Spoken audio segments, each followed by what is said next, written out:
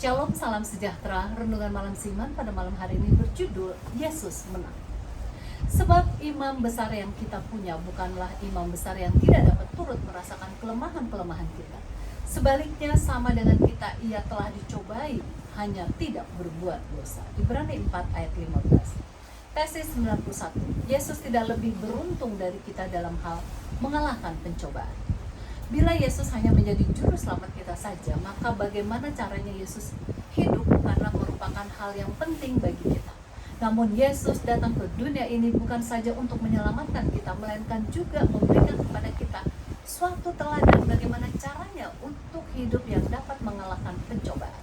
Nah, karena Yesus memberikan suatu teladan kehidupan, maka sangat penting bagi kita untuk mempelajari bagaimana caranya ia hidup supaya kita dapat mengikutinya. Banyak aspek alamiah dari Yesus yang telah didiskusikan dalam renungan seiman sebelumnya. Suatu hal yang disetujui oleh banyak orang ialah bahwa Yesus tidak lebih beruntung dari kita dalam hal mengalahkan pencobaan. Dengan mengikuti cara yang sama yang Yesus telah lakukan untuk mengalahkan pencobaan, kita juga dapat memperoleh kemenangan. Yesus tidak pernah jatuh sekalipun dalam dosa, baik di dalam pikirannya. Nyonya White menuliskan dalam majalah Sign of the Times terbitan tanggal 16 Januari 1896 bahwa melalui kemenangan Yesus maka keuntungan yang sama yang dimilikinya diberikan juga kepada manusia, sebab ia mengambil kuasa yang di luar dirinya sendiri meskipun ia sendiri merupakan sebagian dari ilahi. Dengan demikian ia dapat menang daripada segala kekotoran nafsu dunia ini.